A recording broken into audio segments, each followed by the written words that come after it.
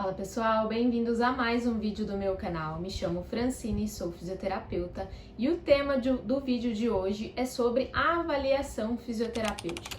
Quando a gente chega no período da faculdade, de estágio, bate o desespero porque o professor ele vai te dar a obrigação, de fazer a ficha de avaliação do paciente, e a primeira dúvida que vem é por onde eu vou começar, onde que eu vou arrumar essa ficha, Então, cada especialidade de estágio tem uma determinada ficha de avaliação, Então, hoje eu vou falar aqui uma forma de ficha de avaliação no geral que vocês vão conseguir usar para todas as áreas. O que vai modificar serão os testes especiais e algumas vertentes do exame físico, tá? Então, na área do estágio, a gente tem o estágio de ortopedia e traumatologia, tem o estágio de hospitalar, tem o estágio de saúde no idoso, atenção básica, tem a parte da neurologia. Então, saiba que para cada área dessa, a gente tem um tipo de avaliação, tá? Então, o que eu vou falar para vocês hoje, vocês vão conseguir usar para a maioria dessas áreas, tá? O primeiro tópico, então, a ser abordado é sobre a identificação do paciente. A partir do momento que você vai iniciar uma ficha de avaliação, você precisa identificar ele, Então, qual é o nome dele? Então, vamos começar pela identificação. Qual é o nome desse paciente? Sempre coloque o nome completo. João Batista da Silva Pereira, todo o nome dele, tá? Por quê? Porque às vezes vocês vão se deparar com dois pacientes que têm o mesmo nome. Então, se você coloca só João nessa ficha e o João na outra ficha, chegar na hora que você vai fazer uma avaliação ou programar tratamento, você não vai saber quem é o João e qual a doença, Dependendo da demanda da quantidade de atendimentos, demanda de pacientes, a gente fica perdido. Então, por isso que é importante a gente colocar o nome dele completo, tá? Sempre usar o termo senhor, senhora, perguntar para ele como ele gosta de ser chamado, Às vezes o paciente ele chama João Batista, mas ele quer que chame ele de senhor Batista, Então isso é importante a gente deixar claro ali no momento da identificação. Então, o nome completo do paciente.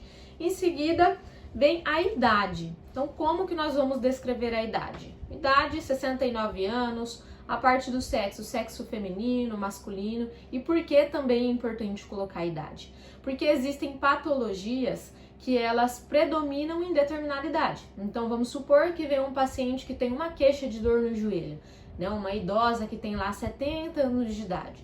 Se ela tem essa dor no joelho e não teve um trauma, a gente pode subentender que talvez ela tenha uma artrose de joelho, que é uma doença predominante do sexo feminino em uma determinada idade.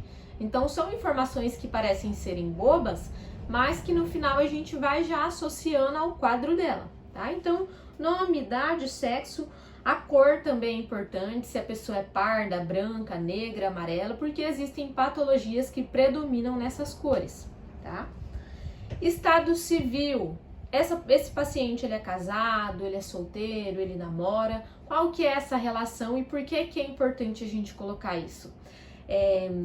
No livro, que eu montei essa ficha, lá falava que às vezes o paciente solteiro ele pode ter menos preocupação, Pode ser uma pessoa que tem menos responsabilidade. Uma pessoa casada, ela pode ter aquela responsabilidade com a família, estar sobrecarregado, isso associa a dor. Então, é sempre importante a gente colocar essas informações do estado civil desse paciente. Profissão. É importante colocar a profissão? Com certeza. Justamente para quê? Para a gente tentar associar ao que o paciente sente. Vamos colocar aqui as profissões que aparecem em pacientes com lesões por esforços repetitivos. Então, caixas de supermercado, bancário, cabeleireiro. Todos esses pacientes que têm essas profissões, eles vão ter alguma doença osteomuscular, Então, o que é lesão por esforço repetitivo? Uma caixa do mercado, ela chega para você, na fisioterapia, que a queixa de dor dela é na região do cotovelo, é na região de punho. Então, a gente sabe que caixa de supermercado, pode contar muito dinheiro, contar nota fiscal, mexer com essa parte de papel, e quando isso vai virando uma rotina, e o paciente não faz uma atividade, não se fortalece, ela pode adquirir doenças osteomusculares, uma epicondilite, uma Decker-Wein. Então, existem essas patologias que estão relacionadas à profissão. Uma secretária que fica muito tempo sentado, pode estar associada à lombalgia. Ah, um pedreiro, tendinite de supraespinhoso, professor que escreve muito no quadro. Então a profissão é importante para a gente conseguir guiar e saber entender se o que está levando o paciente àquele quadro é a profissão dele, tá? Então por isso é importante a gente descrever a profissão. Isso, devemos descrever então toda onde o paciente mora, né?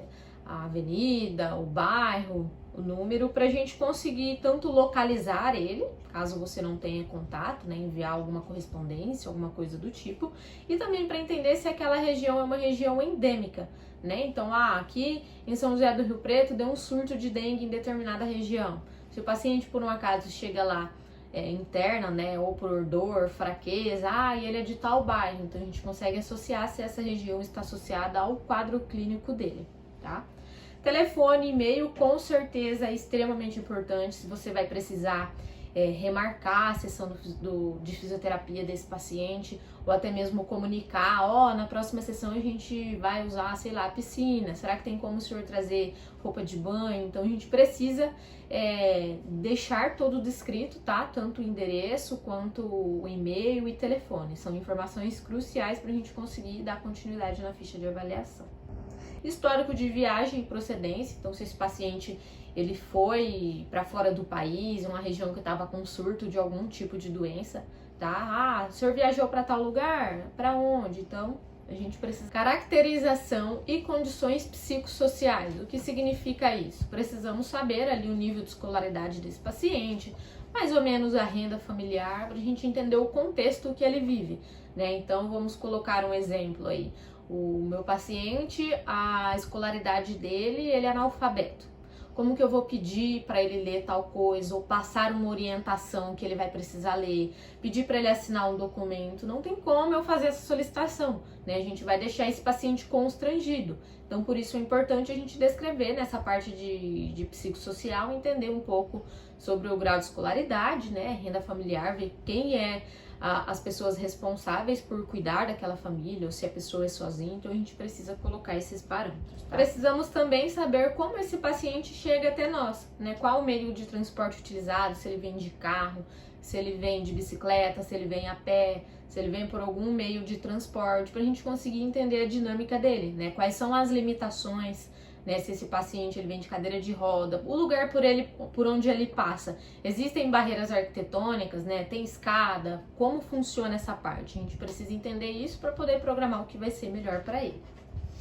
Esse paciente ele é tabagista, ele é etilista, qual é o hábito alimentar dele? Isso tudo está relacionado à condição de saúde desse paciente, né? Então, se ele é um paciente que ele fuma lá um maço por dia, toma lá uma cerveja, 2, 3 pinga também por dia, tudo isso está relacionado com o processo de cicatrização ruim, né? Esse paciente é diabético, ele é hipertenso, tudo isso nós precisaremos descrever, tá?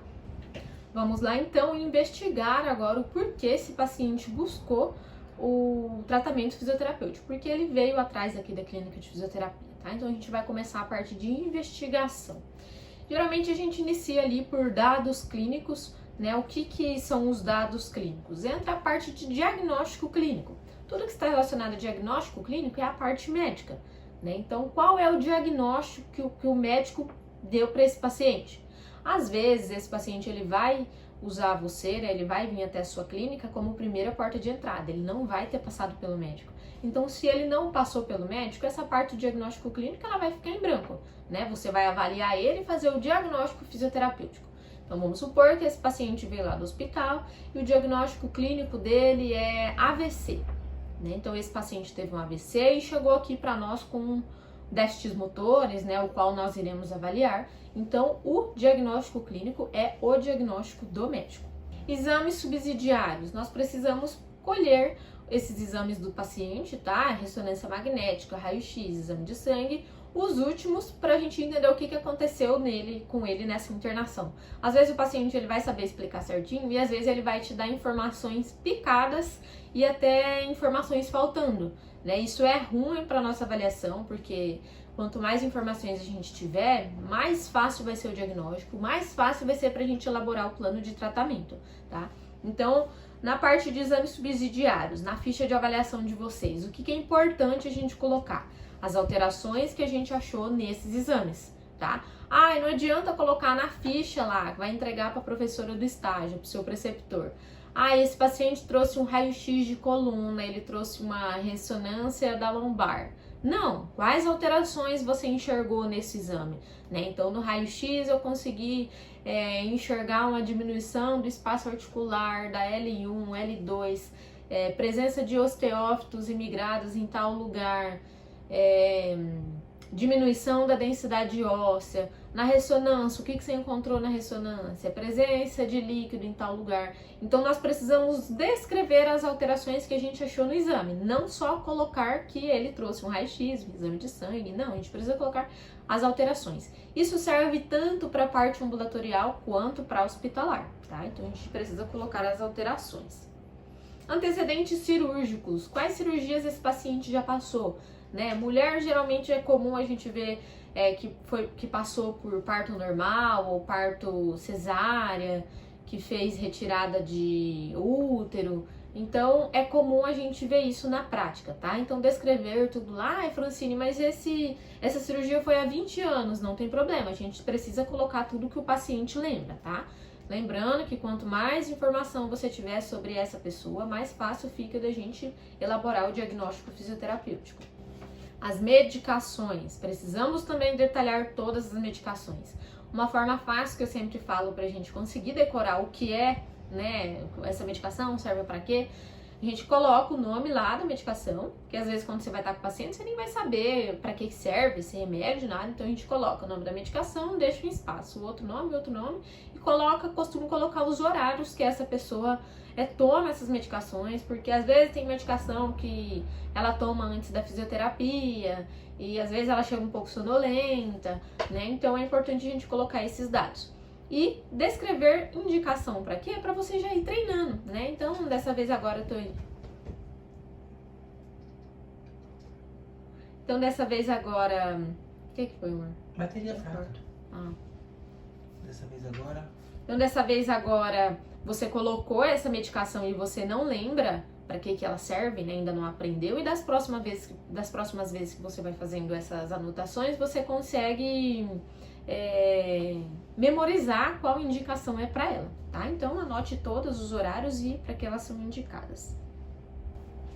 Vamos avaliar agora, então, a disfunção do paciente, o porquê que ele veio até você, né? Então, qual é a sua queixa principal? A queixa principal é a queixa que fez o seu paciente chegar até você.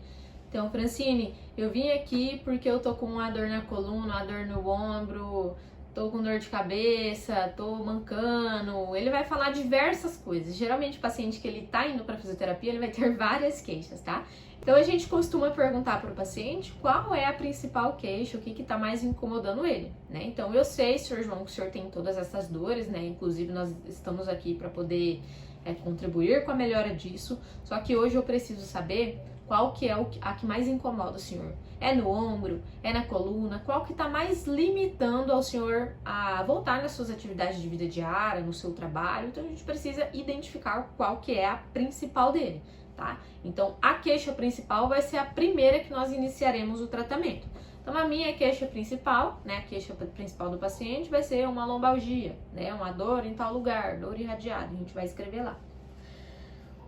Logo após isso, iremos para a história da moléstia atual e história da moléstia pregressa. Moléstia significa doença, então nós precisaremos agora iniciar essa investigação, tá? De quando começou, como que aconteceu, qual que é a característica dessa dor, qual que é a característica dessa limitação, né? Então, quando se trata de pregressa, nós iremos falar das patologias antigas. Quando se trata da atual, nós vamos falar da queixa principal, né? Então, na pregressa ele vai falar, comecei com essa dor assim, assim, assado. Você vai começar a descrever tudo isso, tá? E depois nós vamos focar na atual, né? Ó, essa dor começou depois que eu, sei lá, tomei um escorregão e caí, né? A gente vai escrever. E lembre-se, tudo que nós escreveremos na linguagem do paciente, o ideal é que nós colocamos entre parênteses lá S.I.C, que seria segundo informações colhidas desse paciente, tá? Então, deixar tudo descrito, né? Perguntar se ele já teve doença na infância, né, na parte da pregressa, que são coisas que nós vamos trazer lá de trás. Quais foram as internações, traumas, ainda investigar se ele tem diabetes. Então, fazer um apanhado geral lá de trás. E na atual a gente vai saber como ele está atualmente, né, fazer estes questionamentos. Logo após isso, entraremos então para avaliação de sinais vitais, né, o que seria sinais vitais? Pressão arterial, temperatura, frequência cardíaca, frequência respiratória. Isso nós iremos avaliar tanto no ambulatorial quanto no hospitalar. Então, o paciente que está lá em leito de UTI, né? Você bateu o olho na cama, o que você vai ver primeiro? Como é que estão os dados dele, né? A pressão dele está alta, está baixa, a saturação dele está alta, está baixa, a temperatura, esse paciente está com febre, não está? Então, a gente precisa avaliar todos esses parâmetros, tá? Quando a gente vai avaliar a pressão arterial sistêmica, pressão arterial sistêmica, existem dois recursos que a gente usa para mensurar ela, que é o estetoscópio e o esfigmomanômetro. Ah, Francine, tem os aparelhos portáteis, né? Posso usar? Não tem problema, pode usar. Né? Algo que é portátil, é um pouco mais fácil e mais rápido, só que a gente precisa ficar de olho, porque às vezes a pilha tá fraca, já é um aparelho antigo que tá ali disponível na clínica de fisioterapia, ou é da sua avó que você tá pegando para testar, então fica só de olho nessa parte. Se a pilha estiver trocadinha, ok, né? É raro ele dar errado, mas se for um aparelho antigo, às vezes vai ser um resultado ali meio incerto, tá? Eu costumo confiar bastante no esteto e no esfigmo, porque ali é quase impossível não dar, é impossível dar errado. Prestar bem atenção também no manômetro, que é o reloginho desse esfigmo, tá? Para ver se ele tá regulado certinho. Então, nós usaremos esses dois para ferir pressão arterial, tá? Frequência cardíaca, a gente vai pegar então um cronômetro, né? Colocar nesse cronômetro lá 1 minuto para rodar, achar a pulsação, seja ela radial, carótida, femoral ou pediosa, que é no pé. Então, nós conseguiremos palpar e sempre será com esses 2 dedos, tá? Aqui ou aqui. Lembrando que os parâmetros ideais é ali de entre 80 e 100, né? A gente tem que verificar se essa pessoa tem algum problema cardíaco, alguma hipertensão arterial, então analisar esses fatores aí para ver o que é o parâmetro certo para ela. Frequência respiratória, iremos analisar então quantas respirações esse paciente está fazendo por minuto. Geralmente na frequência respiratória a gente não fala para o paciente que nós estamos verificando, para ele não mudar o padrão respiratório dele. Então vamos supor, você tá lá, né, ó, seu João, vou te avaliar agora, tá, sua frequência cardíaca, respiratória e tal, né? Aí você faz a cardíaca e depois você vai fazer a cardíaca de novo, fingir, né, que vai fazer a cardíaca para você ver a respiratória. Porque você vai olhar para ele, deixar a sua mão aqui no punho, tá, aqui na pulsação, para você contar os batimentos cardíacos. Só que você vai estar olhando para o tórax dele, que a frequência respiratória a gente avalia olhando o tórax dele movimentar, né? Então, 1, 2. Só que se você falar para ele que você tá vendo o tórax, ele vai mudar. Então, se ele tiver taquipneico, se ele estiver respirando menor do que a quantidade do que o parâmetro normal, ele vai mudar tudo isso. Então, não faz sentido, tá? Então, vê lá a frequência cardíaca e depois continua vendo, só que analisando o tórax, para ver quantas respirações vai dar por minuto, para não te dar um parâmetro errado aí. Tá? Exame físico funcional. O exame físico funcional, ele vai começar a partir do momento que você bate o olho no paciente. Então, você vai fazer uma inspeção nele. O que é inspecionar? É analisar, reparar, olhar, identificar as coisas que está nele nesse momento, né? Como que ele tá andando, se ele tá com alguma órtese, se ele tá com algum padrão de marcha. Então, a gente já vai inspecionar daí, né? Como que esse paciente chegou aqui na clínica de fisioterapia? Como que esse paciente chegou no hospital? Como que eu recebi esse paciente em âmbito domiciliar, né? Ele tava lá com uma tipóia em cotovelo direito, ele tava triste, ele tava apresentando cicatriz em tal lugar, ele tava de fralda, como que ele tava? Então, a gente precisa inspecionar esse paciente, tá? A gente vai observar, então, alterações musculares, né? A presença da cor de pele, cicatriz. Você vai avaliar um paciente lá em leito de enfermaria. Esse paciente, você bate o olho nele, a bola do olho dele tá amarela, a pele dele tá amarela. Aí você fala, meu Deus, que cor é essa desse paciente, né? Então, o que tá relacionado ao paciente aparecer ictérico, né? Alguma doença hepática, alguma doença no fígado, já dá pra gente, né? Então, ficar de olho nessas alterações. A gente precisa fazer essa inspeção.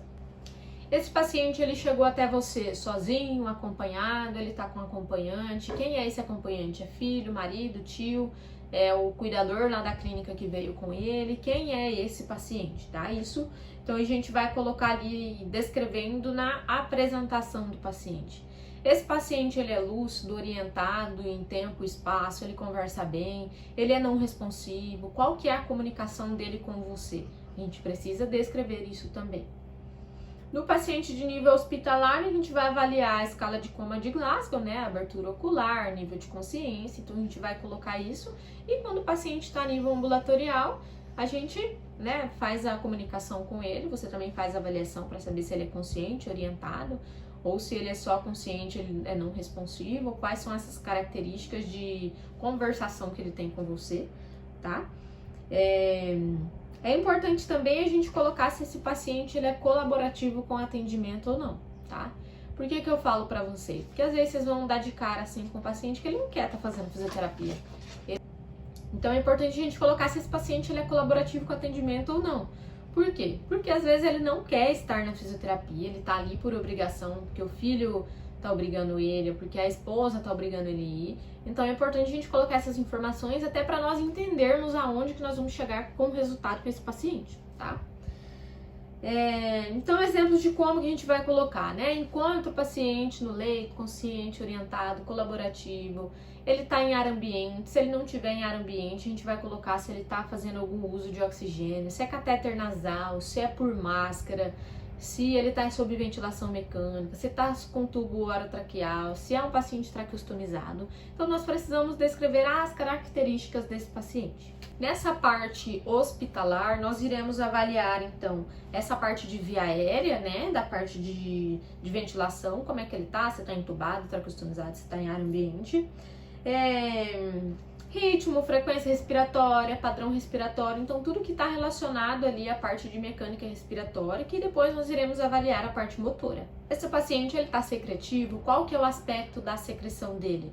Né? Ela é espessa, ela é semi-espessa, ela é cialorreia, esse paciente tem deglutição, não tem, ele consegue expelir, expectorar, a tosse dele é eficaz, então o paciente consegue tossir, né, expectorar, engolir ou jogar fora. Se ele não consegue, nós precisaremos descrever isso na avaliação, tá?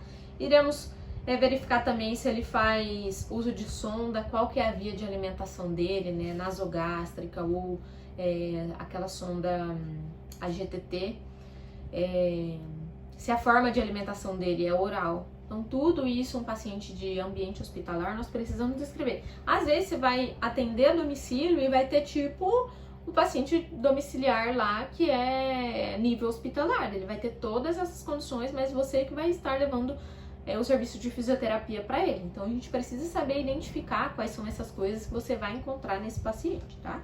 Iremos palpar pele, músculo, estrutura óssea, observar o alinhamento, né? Se é um paciente que teve um trauma ortopédico, uma fratura, né? Sempre palpar ele, ver se essa região é uma região de temperatura diferente, sempre comparando bilateral. Depois iremos avaliar a parte de sensibilidade superficial. Esse paciente sente você pegar, sente calor, frio, né? Você pede para ele fechar o olho para pegar, sei lá, isso aqui, ó. Qual que é o formato dele? Quadrado. São sensibilidades associativas. Então, tudo isso nós vamos precisar fazer a avaliação dele. Além de tudo isso, nós iremos avaliar reflexos, os músculos, né, grau de força muscular. Então, tudo isso, gente, nós iremos avaliar globalmente. Francine, eu vou precisar avaliar todos os pacientes? Todas essas questões em todos os pacientes? Depende. Então, vamos supor, chegou um paciente aqui que a queixa dele é dor no ombro. Né? Ele é um paciente ativo, faz atividade física, se alimenta bem. Eu não vou focar em avaliar a parte respiratória, né? Então não é uma queixa dele, a queixa dele é ombro. O que eu vou avaliar? Vou avaliar a força muscular, amplitude de movimento, qual que é a característica da dor dele, se está relacionada a um tendão, se está relacionada à musculatura, se é articular. Então a gente precisa focar nessas coisas, tá? Muitos professores, preceptores gostam de fazer os alunos avaliar o paciente tudo, parte respiratória, motora, tudo, só que isso leva tempo, né? E às vezes no estágio a gente não tem tempo. Eu entendo que eles solicitam isso porque é um momento que vocês têm para aprender, né? Só que a gente precisa focar na queixa ali do paciente, senão você não vai terminar essa ficha de avaliação nunca, né? Então converse com o seu preceptor, posso focar em descrever a minha ficha em determinada coisa, né? Esse paciente está sentindo essa queixa aqui, eu posso trabalhar em volta disso? Né? Então vamos supor, a dor é no ombro. Eu não vou ficar fazendo goniometria de quadril, tornozelo, joelho, não faz sentido a gente gastar esse tempo aí. É melhor nós investirmos esse tempo vendo todas as estruturas do ombro, o que pode estar acontecendo com esse ombro dele, certo? Amplitude de movimento, quando a gente for avaliar, tem amplitude de movimento ativa e amplitude de movimento passiva. Ativa é tudo que o paciente faz sozinho. Seu João, levanta os braços. Levantei um, levantei outro. Abre para um lado, abre para o outro. Né? Se é o braço que ele está sentindo dor, vê quanto que é a amplitude de movimento dele ativa, quando ele faz. A passiva vai ser quando você pega e executa esse movimento, tá? Então, geralmente, quando ele faz a ativa, você não vai fazer a passiva, porque ele já fez tudo sozinho, né? Não tem pra quê eu vim aqui pegar a mão do paciente e levantar lá no alto, sendo que a ativa ele faz sozinho, tá? Isso serve pra gente identificar se ele tem alguma limitação articular, né? Então, vamos supor que ele levantou o braço aqui na frente, doeu, né? Aqui dá quanto? 90 graus de flexão de ombro. Nós iremos colocar lá que a limitação dele é inflexão de ombro e é 90 graus. A gente sabe que o ombro vai mais alto, né? Essa flexão ela atinge mais alto. Então, um dos objetivos lá na frente vai ser aumentar o ganho de amplitude de movimento. Avaliar também a extensibilidade, se esse paciente tem ou não frouxidão ligamentar, tá? O tônus muscular, ver se essa consistência dessa musculatura ela é diminuída, ela é aumentada, tá? Junto disso, a gente vai ver o trofismo, né? O trofismo a gente avalia com a perimetria, tá? Essa perimetria tem os lugares corretos, pontos anatômicos pra gente colocar quando você vai ver de braço, antebraço, membros inferiores. E força muscular que a gente usa a escala de Kendall, né? Então a gente vai classificar em 0, 1, 2, 3, 4 e 5. O 0 é ausente, a gente não observa contração muscular nenhum. Geralmente a gente vê isso em pacientes que têm plegias, né? Então ele não tem contração muscular, tá? 1 é quando tem discreta contração. Então eu vou deixar disponível aí para vocês essa escala de tônus muscular. Ver essa motricidade, coordenação e os testes especiais. Quais são os testes especiais? Não tem como eu citar todos os testes aqui, porque vai depender do que você quer avaliar, tá? Então, para o ombro, existem inúmeros testes especiais para ombro, que vai testar tendão, que vai testar músculo, que vai testar articulação. Para o joelho, tem inúmeros, tornozelo, tem inúmeros. Então, de acordo com o que você vai avaliar, você vai ter que procurar. Né? Eu vou trabalhar no hospital e eu preciso fazer os testes aí da parte cardiorrespiratória. Então, existem os testes para isso, tá? Agora, chegando na parte mais preocupante, que todo mundo bate o desespero, porque o estagiário, ele quer começar a planejar a ficha dele no tratamento. E quando você começa planejando essa ficha no tratamento, você fica perdido e você não consegue chegar em lugar nenhum, tá? Então, como que a gente programa esse tratamento? Primeiro, a gente precisa diagnosticar esse paciente, o que ele tem. Então, você já avaliou ele, né? Avaliou força, avaliou amplitude, a parte de sensibilidade, equilíbrio, coordenação. O que você achou nesse montante?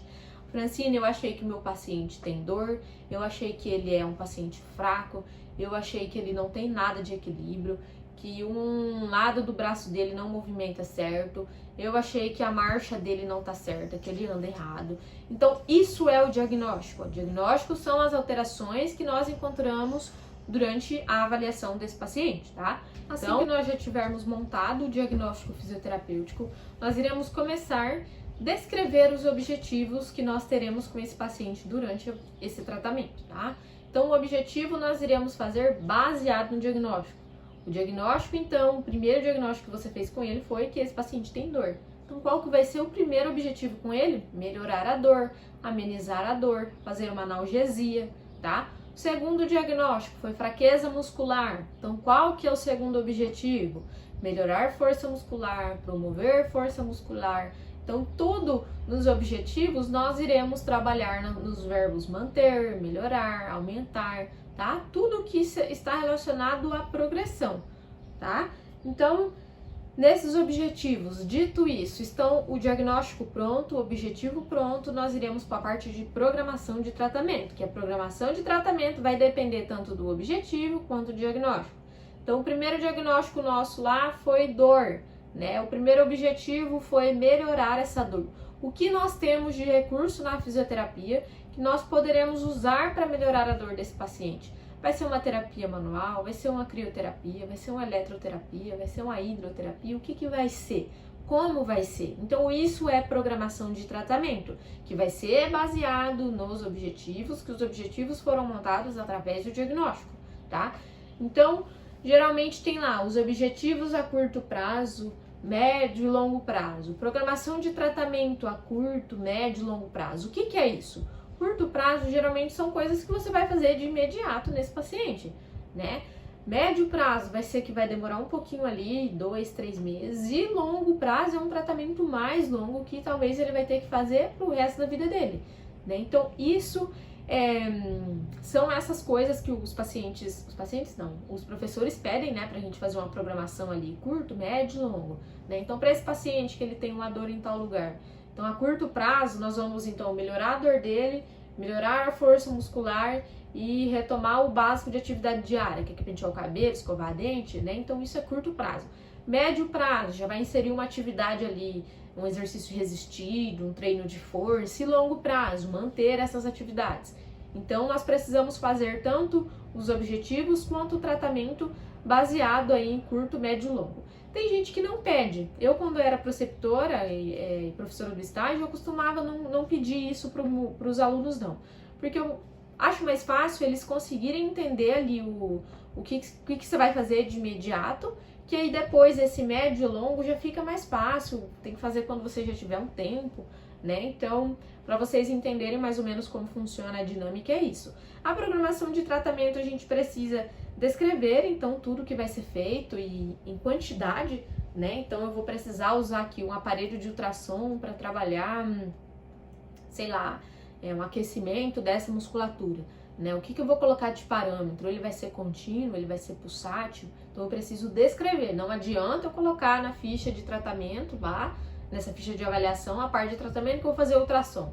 Ultrassom como? Onde? Que parâmetro? Quantas vezes? Quantos minutos? Né? Quanto tempo?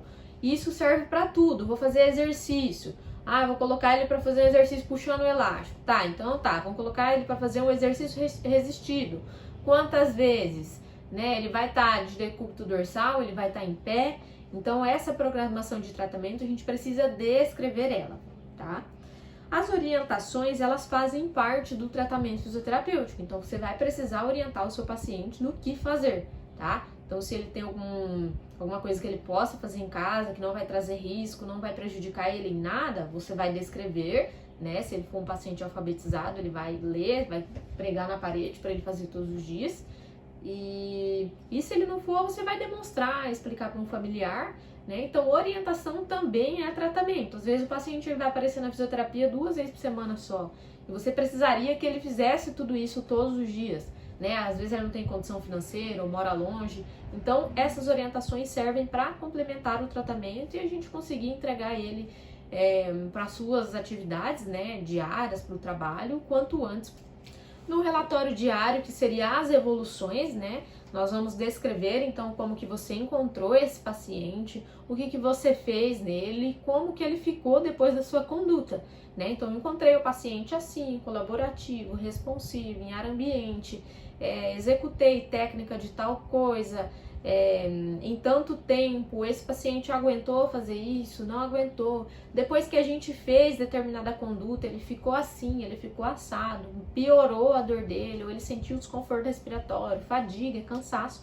Então, na evolução, nós iremos descrever ali como que foi o dia de tratamento com ele, como que foi a sessão de fisioterapia com ele, tá?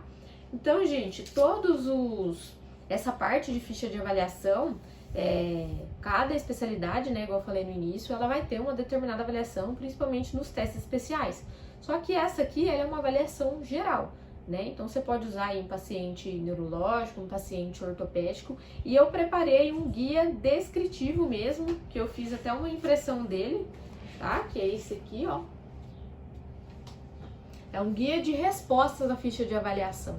Então, como que ele funciona? Essa parte de anamnese, de avaliação física, tá tudo descritivo, por que você tá fazendo, né? Então, o paciente pergunta, por que você tá vendo minha frequência cardíaca? Aqui vai estar descrito, né? Por que você tá, sei lá, me perguntando tal coisa? Aqui vai estar descrito.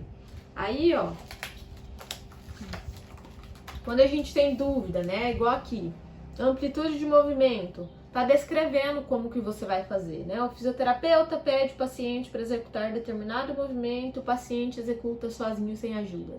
Então aqui tá tudo descrito, essa parte de ficha de avaliação, tá? No diagnóstico, como você fazer o diagnóstico também tá descrito, como você vai fazer o objetivo passo a passo e como você vai programar o seu tratamento passo a passo. Então, basicamente, ele imita aqui essa ficha de avaliação, só que com todas as respostas que você precisa, tá? Eu vou deixar o link disponível para vocês que quiserem adquirir esse e-book. Eu tô fornecendo ele em PDF, tá? Esse aqui eu fiz a impressão para poder mostrar para vocês, mas ele tá disponível em PDF, você pode adquirir, fazer a impressão, encadernar e usar ele como guia de bolso na sua ficha de avaliação. Eu tenho certeza que vai te socorrer, tá? Porque fica mais fácil de você entender, né? Você vai, eu não entendi tal coisa, você vai lá abrir ele, tá, agora eu sei como é que faz, eu sei como é que executa. Eu coloquei alguns testes especiais aqui também de membro superior, de membro inferior, teste de equilíbrio, tá? Onde vocês podem estar consultando. Então eu vou deixar essa dica aí, tá bom? Acessem o link, adquiram ele. Se vocês tiverem dúvidas, pode deixar aqui no comentário. Se essa aula foi útil para você, curte e compartilha, tá? Se inscreve aqui no canal que toda semana colocarei vídeos novos aqui para poder atualizar vocês, tá bom? Muito obrigada!